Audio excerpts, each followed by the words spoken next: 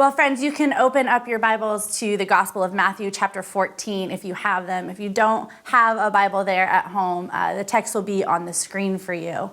But as we mentioned, we're going to be pausing our in-person services until the governor's orders change. And so as we continue to gather here together online, like we mentioned, we're going to choose joy and show up together, excited to worship with one another and dig into God's word. But as we've had some setbacks this week, it's really felt like there's been one wave after another. And just when we start to feel normal and start to think that things might be going back to normal, we've experienced some more setbacks.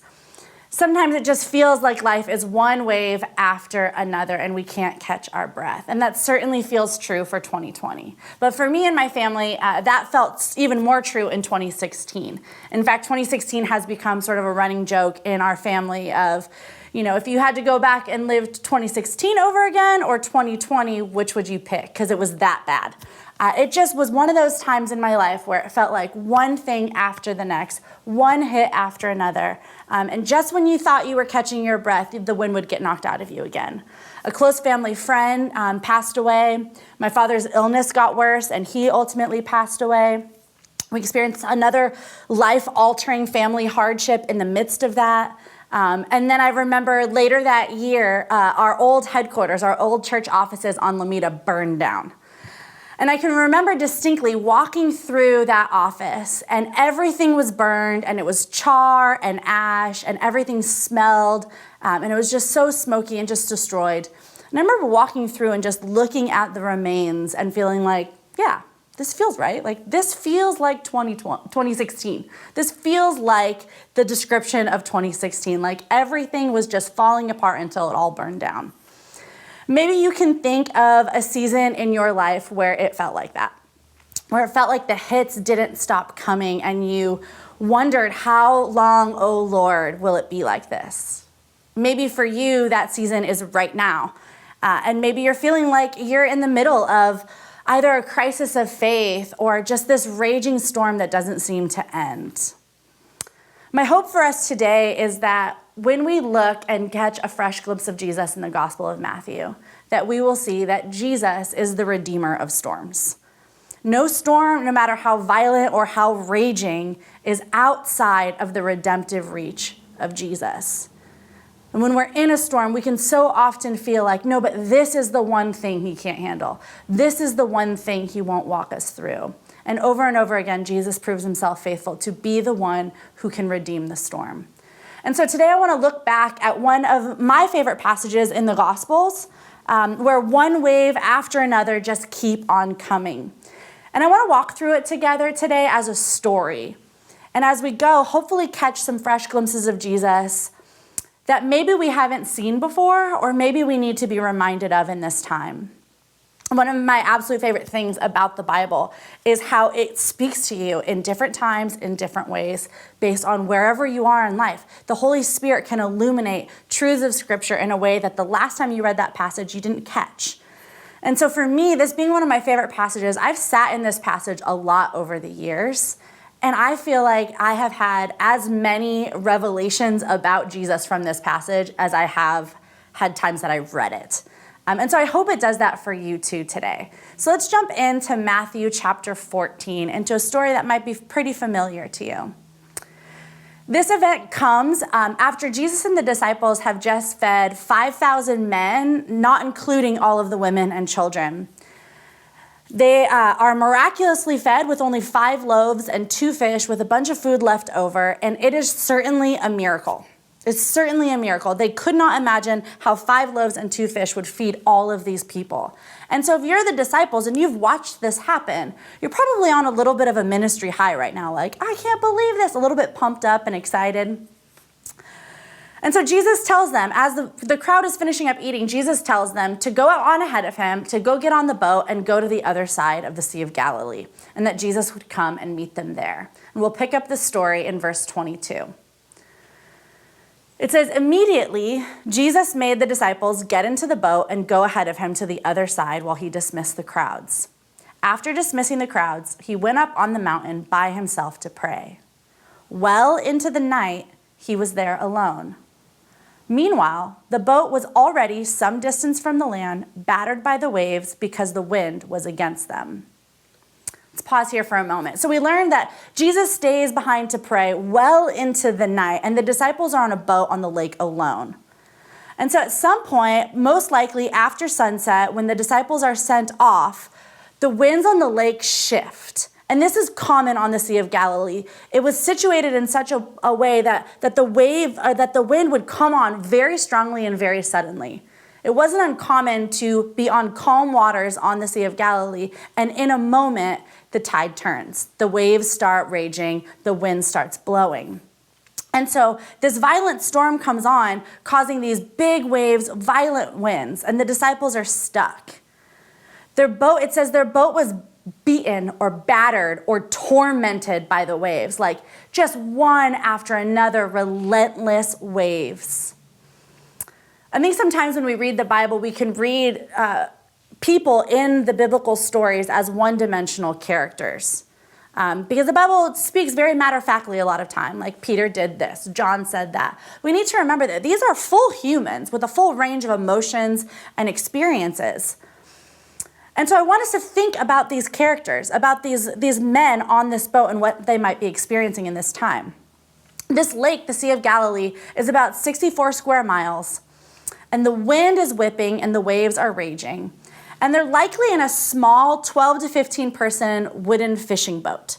They're not in some tanker, like they're in a wooden fishing boat with huge waves raging all around them. It's not exactly a very sheltered place to be, right? They're very exposed. We also know that they would have been rowing very hard for a very long time. While they would have been sailing as well, they also would have grabbed the oars and been rowing this boat, and likely 6 to 9 hours of this. Scholars estimate 6 to 9 hours that the disciples were in this wooden fishing boat on this raging sea, rowing for their lives. They were sent out around sunset, and in the next verse it says that Jesus came to them in the 4th hour of the watch, which would have been between 3 and 6 a.m. So basically all through the night, the disciples are rowing and pushing through this storm. And so if this is you, if you can imagine yourself on a wooden fishing boat in the middle of a storm, waves are huge, wind is blowing, and you are rowing, trying to get through this thing for 6 to 9 hours. How are you feeling at this time? They're already tired from a long day of ministry, right? They've been with Jesus all day, feeding, thousands and thousands of people. They're already tired. They get in this boat. They're probably exhausted. They are physically exhausted from rowing this boat. I don't know about you, but I want to quit 20 minutes into a 50-minute workout class. 6 to 9 hours of strenuous rowing. They're tired. They're exhausted. They're probably scared. They're probably very scared of what this is going to mean. Are they going to make it? How long are they going to have to keep fighting this hard? How long until the storm lets up? And they almost don't even have time to be thinking about those things because they're just in the thick of it. I think it's probably safe to say that they maybe weren't handling it so well, right? We as humans, we can relate. I maybe wouldn't be handling it that well. Maybe I wouldn't have a great attitude. I wonder what they were thinking, how long? I wonder if they were curious, where's Jesus? Or what if Jesus would have been here? Let's look at verse 25. It says, Jesus then came toward them, walking on the sea very early in the morning. When the disciples saw him walking on the sea, they were terrified. "It's a ghost," they said, and they cried out in fear. Immediately, Jesus spoke to them. "Have courage. It is I. Don't be afraid." So Jesus comes walking on the water as one typically does, and they don't recognize him. He's walking on top of the water, and so they see him, and they don't assume it's Jesus. What they assume is it's a ghost, and superstitiously, they assume that a ghost would be imminent of their death, an omen of death. So they see this ghost on the water, and they accuse them to think, oh my gosh, we're going to die. And so they're terrified. And Jesus speaks right into their experience. While the storm is still raging, the wind is still whipping, Jesus speaks right into their experience and says, have courage. Hey, don't be afraid. Don't worry. It's me. I'm here. This is going to be okay. Verse 28. Lord, if it's you, Peter answered him, command me to come to you on the water. I want to just pause here for a second because we blow right past this. Now, if this was you or me, and we were on this boat, wind is whipping, waves are raging, rowing for 6 to 9 hours, no end in sight, and you see Jesus walking on the waves, what is the first thing that you might ask him to do?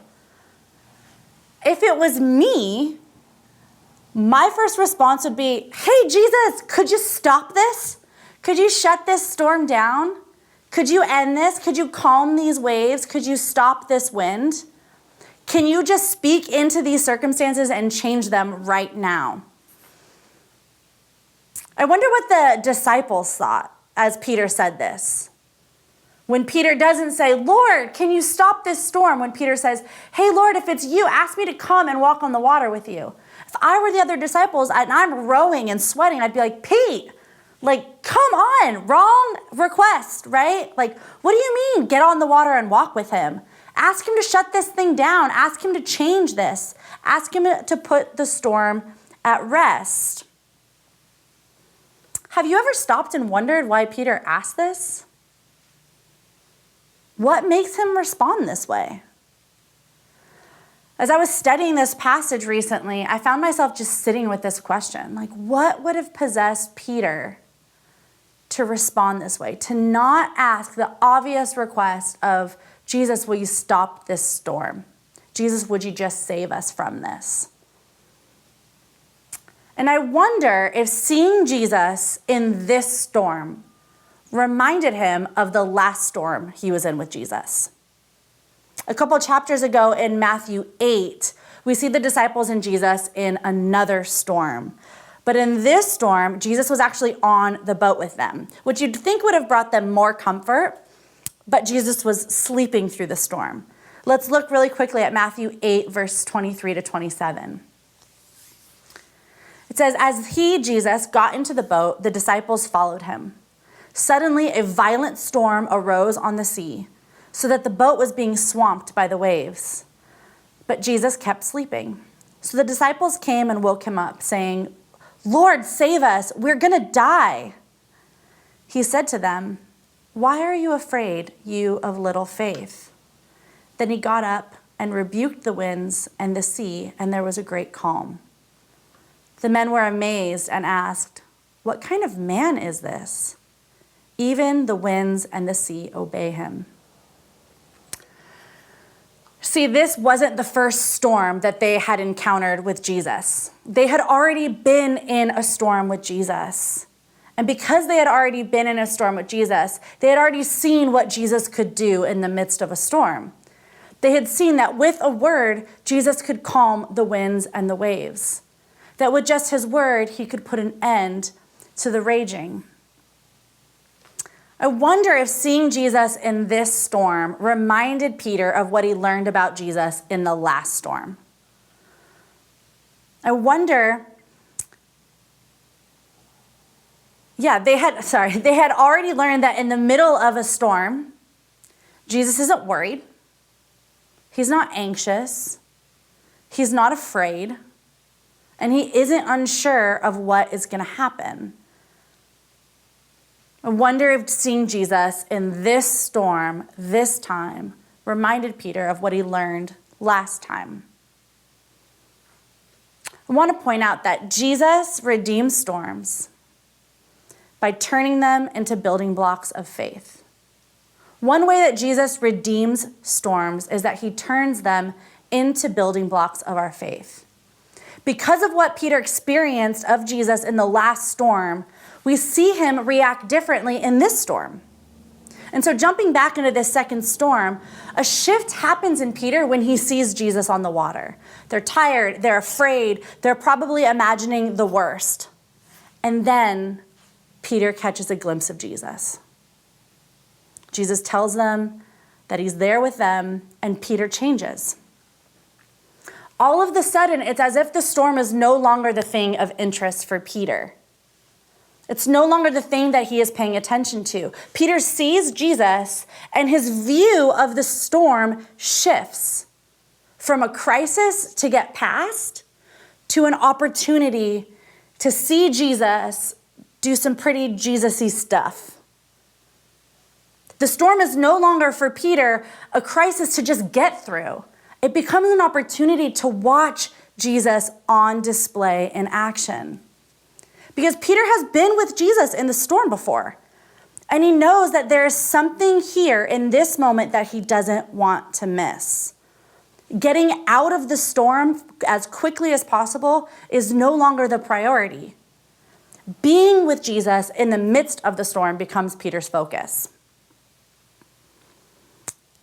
It's as if Peter was wondering, what might Jesus do in this storm that I don't want to miss out on?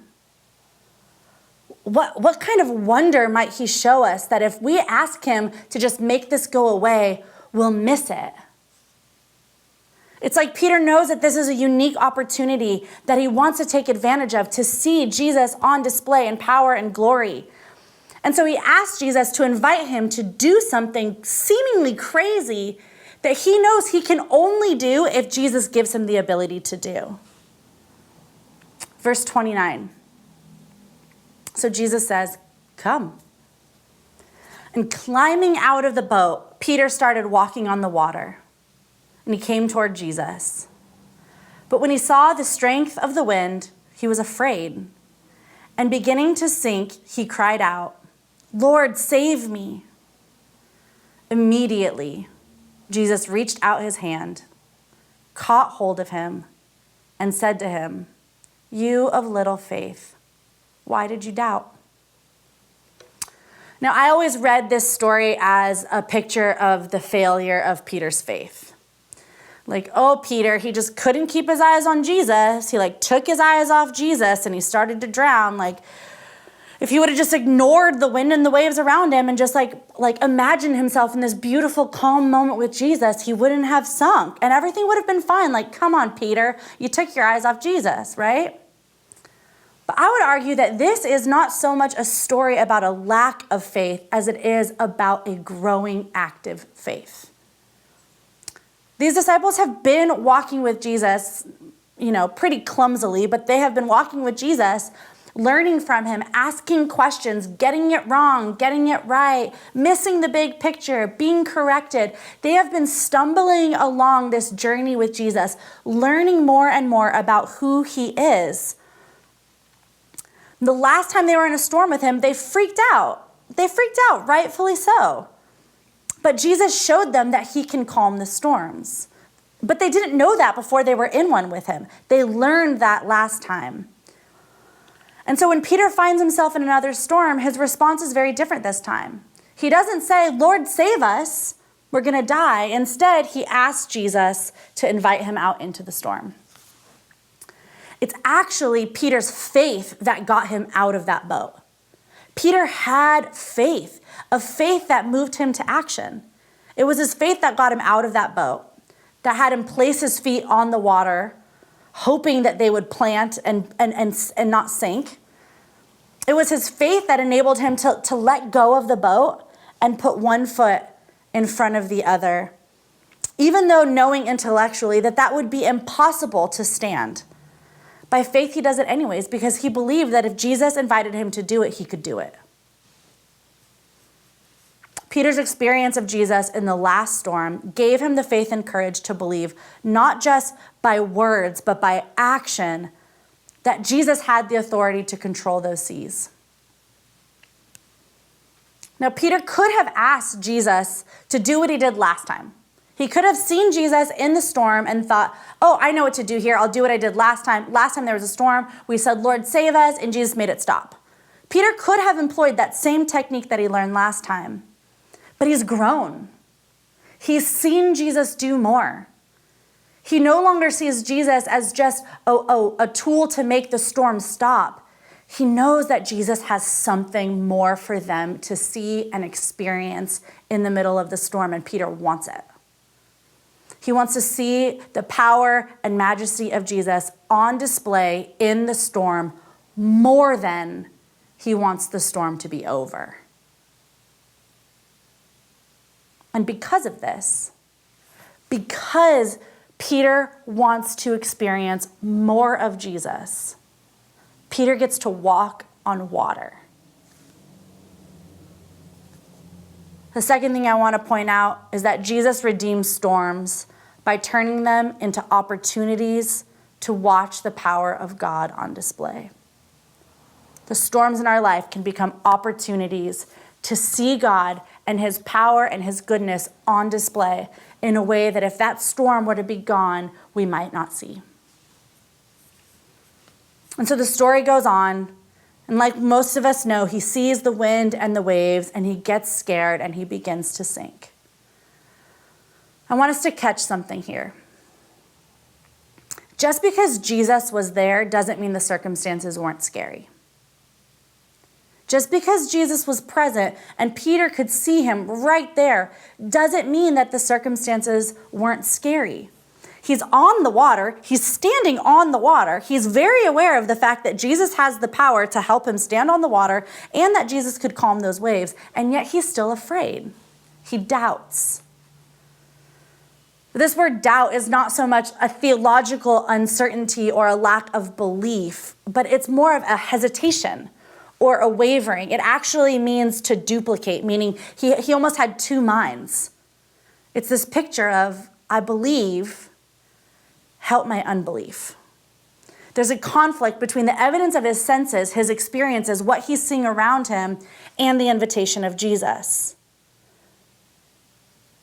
Now, one thing that's interesting is I always remember this story as, oh, Peter took his eyes off Jesus and then he sank. But the text actually doesn't say that. It says he saw the strength of the wind and he got scared. Peter's eyes could have been glued on Jesus and he could still see the wind and the waves around him.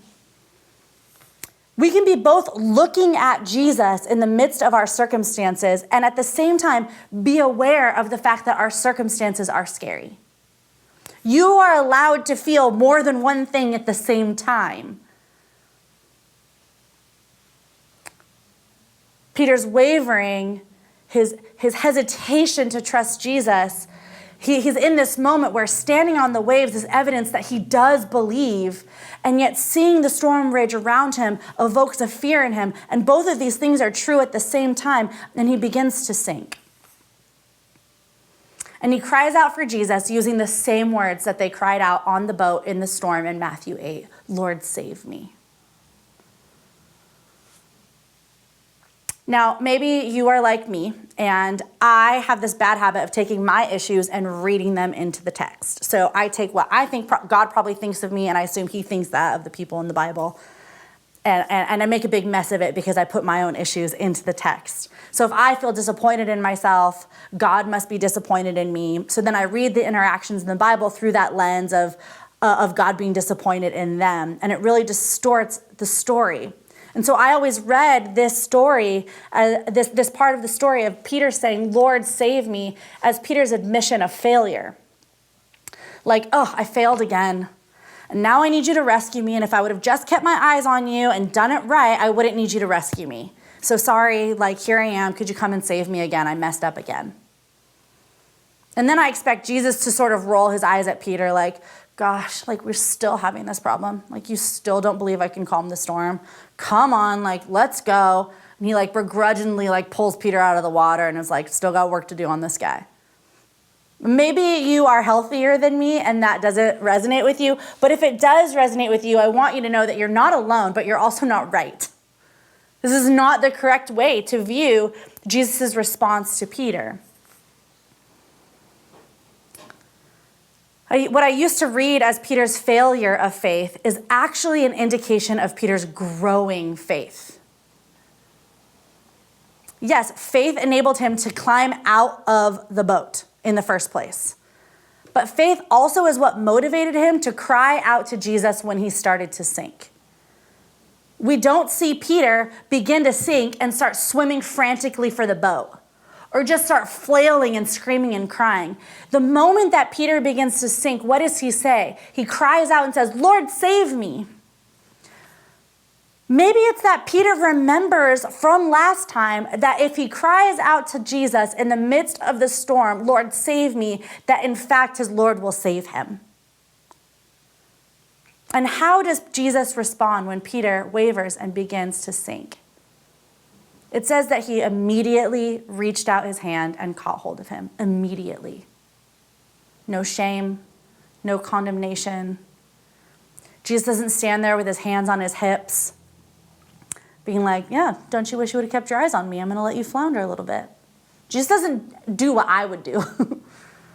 He doesn't leave him flailing. Immediately, his response is to go to Peter and to rescue Peter. Jesus' response to Peter's wavering faith was to reach out and pull Peter closer. Charles Spurgeon has a quote about this moment that I just love. He says, Peter was nearer his Lord when he was sinking than when he was walking. Peter was nearer to his Lord when he was sinking than he was when he was walking. In Peter's sinking, there is an opportunity to be grabbed by Jesus, brought in closer than he had been when he was walking. This is our Jesus. He meets our doubt, our wavering, our lack of trust, our double-mindedness. He meets that with kindness.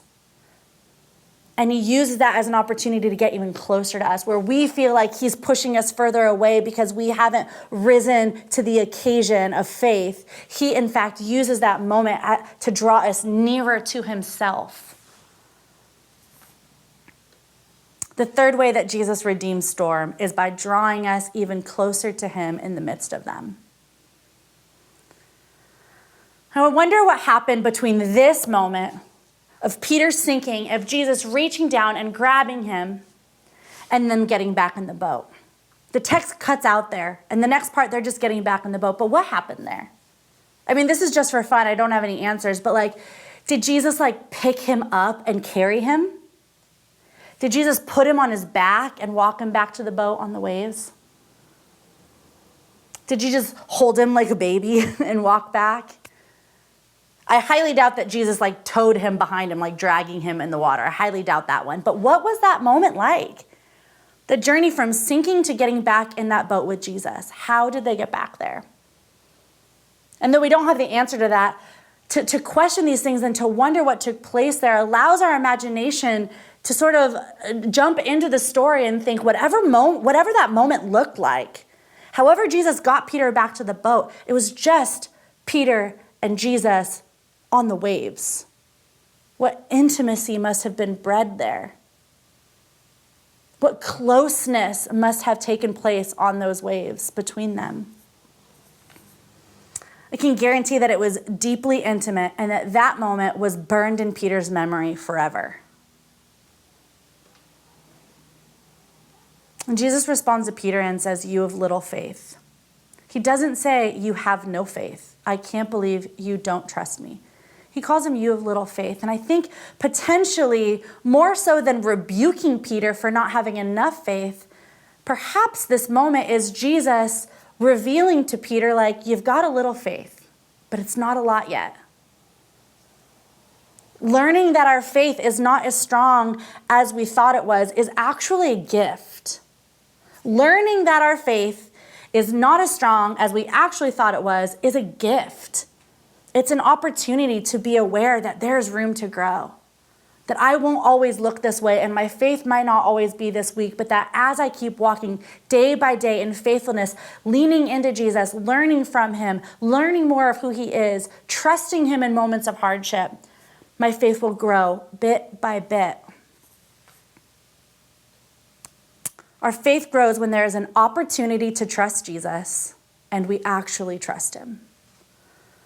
It grows often slowly, over time, by walking this thing out with him daily. by putting what we've learned into action, and particularly when we're in the middle of the storm, when we're tired and we're weary and we feel like we're being tossed to and fro from the waves. We're learning what it looks like to trust him practically day in and day out. And then we get to know that what we learned in the last storm will change the way we respond to the next one. So this passage ends with verse 32 and 33. It says, when they got into the boat, the wind ceased. Then those in the boat worshiped him and said, truly you are the Son of God. Notice the shift from the Matthew 8 passage. When Jesus calms the wind and the seas in Matthew 8, their response is, what sort of person is this? And then they've had chapters, days and weeks and months of walking with Jesus and watching him, what he does, the miracles that he performs, the teachings that he teaches. They're learning from him. Their faith is growing so much that by the time they get out of the next storm, their response has dramatically changed from what sort of person is this to truly you are the Son of God, and they worship him. This is a huge deal. This is the first time they acknowledge Jesus as the Son of God and the first time that they worship him. Keep in mind, Jesus was a person. And so for us, Jesus is God, but for them to fall down and worship Jesus means that they were acknowledging that Jesus is who he says that he is. This is the first moment that we see them buy in, like, I think this guy is who he says he is, and they worship him. I want us to keep in mind that this is chapter 14 of the Gospel of Matthew. And there are 28 chapters in the Gospel of Matthew. So we've gotten halfway through the Gospel of Matthew before Jesus' closest friends and disciples, who are watching him do all sorts of mind-bending things, only now their faith is enough to the point where they can see Jesus and acknowledge who he is and give him the praise and worship that he deserves. We could think like, wow, guys, like 14 chapters, it took you long enough to figure it out because we're on the other side of it, right? But what we want to see is that their faith was growing bit by bit. Every single day it was growing, little by little, until in this storm, not the last one, this one, their faith had grown to such a point that they could acknowledge who Jesus was, and it produced in them worship. And so what does this mean for us today? Maybe we are feeling like we are in the midst of a storm right now. I mean, certainly the world is in the midst of a storm right now, right? And we're all experiencing it in different ways. But we show up to a storm in our life wherever we already are. We come to it with whatever level of faith we had built up until the storm hit. Whatever we knew about God or didn't know about him, whatever experiences we had with him, the tests of our faith that we'd already been through, we show up, a storm hits, and we are right where we are when that storm comes. But we don't have to stay that way. The level of faith that we come to a storm with doesn't have to be the level of faith that we leave that storm with.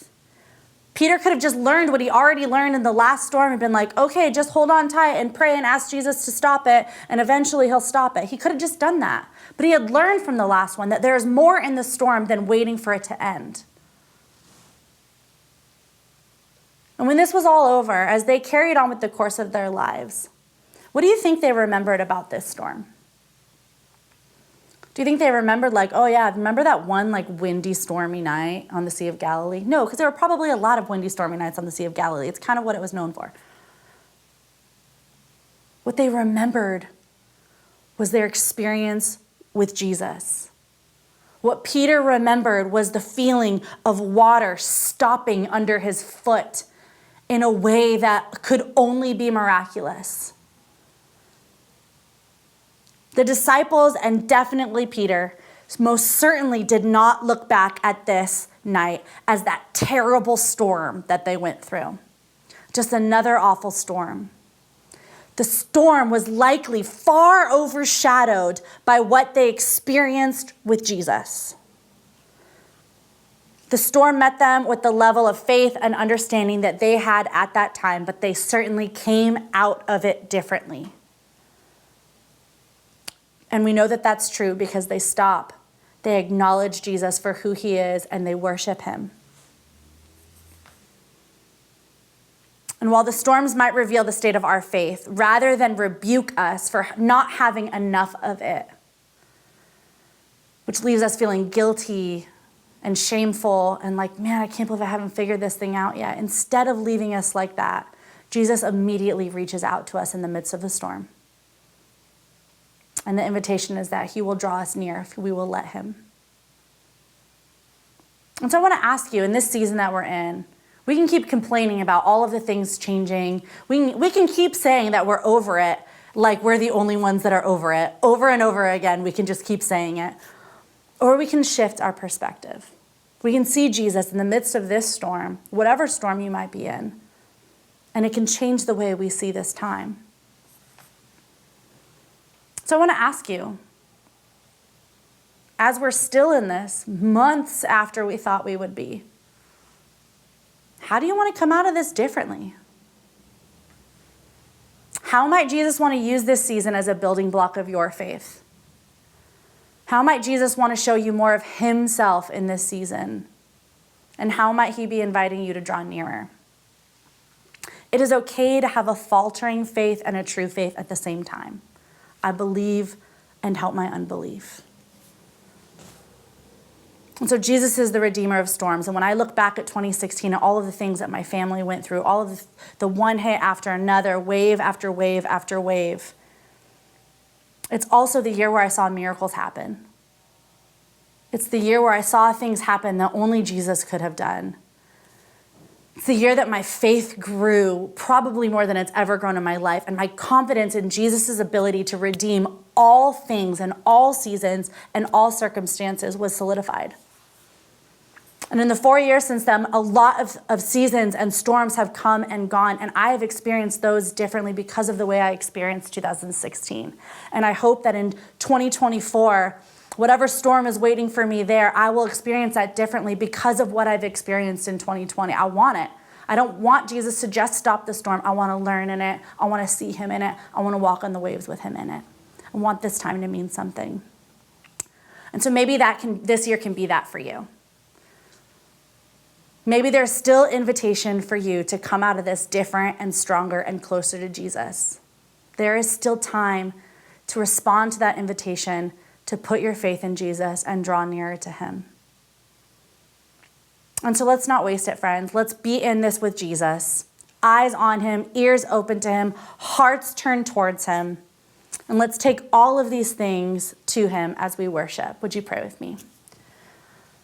Jesus, we need to see you in these times. We need to see you in these circumstances. We need to catch a fresh glimpse of you. And so we choose now to turn our hearts to you, to look for you, to be open to you. Would you help us to spend time opening ourselves to you, making room for you in our lives, to be quiet, to hear from you? Would you speak to us from your word? Would you speak to us through community? God, we want to see you in this storm, and we don't want to come out of it the same way we entered in. Would you change us? Would you redeem this time in a way that only you can? And until you do, we will choose to praise you and worship you because you are worthy. It is in your name that we pray. Amen.